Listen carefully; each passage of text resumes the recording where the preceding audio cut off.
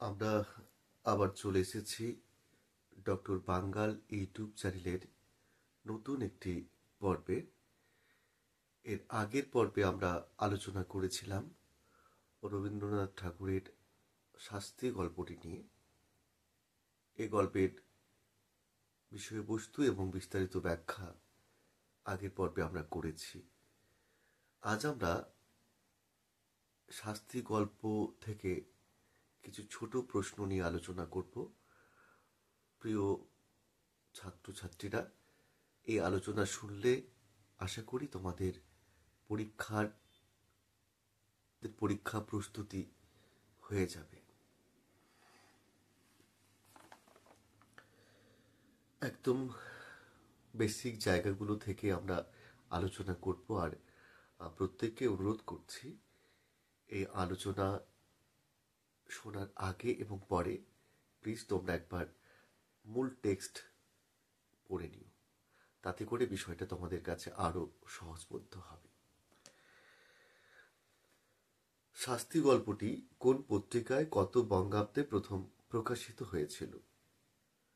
শাস্তি গল্পটি সাধনা পত্রিকার ১৩০০ বঙ্গাব্দের শ্রাবণ সংখ্যায় প্রথম প্রকাশিত হয়েছিল।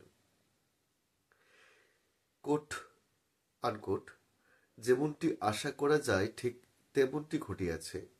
কোন গল্প থেকে নেওয়া হয়েছে? এখানে কি ঘটার কথা বলা হয়েছে? প্রশ্নে উদ্ধৃত লাইনটি রবীন্দ্রনাথ ঠাকুরের শাস্তি গল্প থেকে নেওয়া হয়েছে। দুঃখীরাম রুই ও ছিদাম রুই এই দুই ভাইয়ের দুজন স্ত্রী হলেন রাধা ও চন্দরা।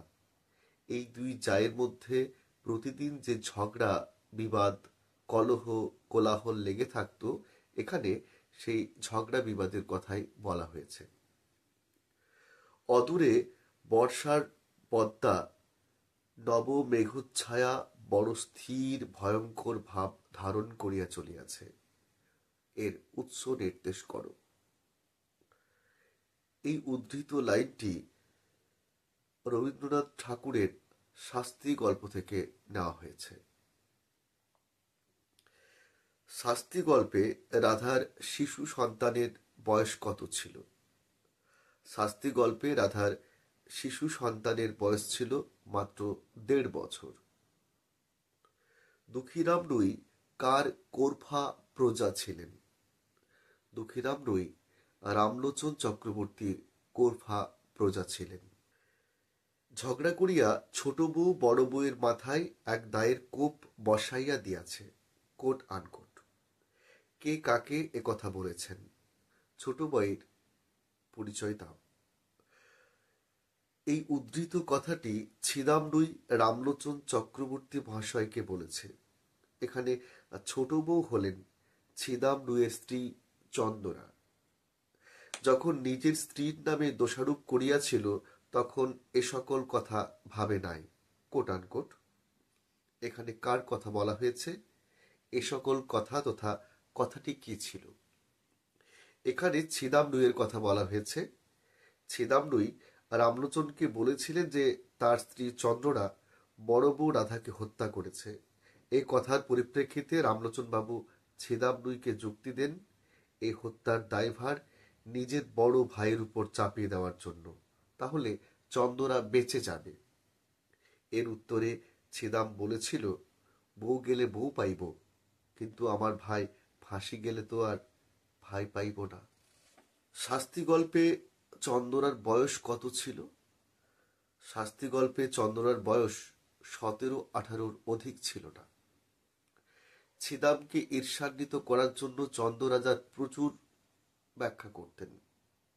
ছিদামকে ঈর্ষান্বিত করার জন্য চন্দরা কাশী মজুমদারের মেজ ছেলের প্রচুর ব্যাখ্যা করতেন। তাহার কালো দুটি চক্ষু কালো অগ্নির ন্যায় নীরবে তাহার স্বামীকে দগ্ধ করিতে লাগিল। Coat unquote. তাহার ও স্বামীকে বলতে কাদের বোঝানো হয়েছে?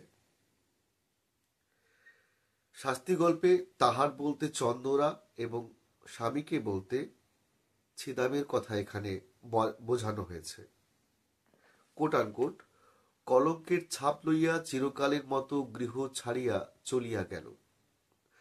প্রশ্ন উদ্ধৃত লাইনটি কোন গল্প থেকে নেওয়া হয়েছে? কে কোথায় চিরকালের মতো গৃহ ছেড়ে চলে গেল? রবীন্দ্রনাথ ঠাকুর রচিত শাস্তি গল্প থেকে প্রশ্ন উদ্ধৃত লাইনটি নেওয়া হয়েছে। রাধা হত্যার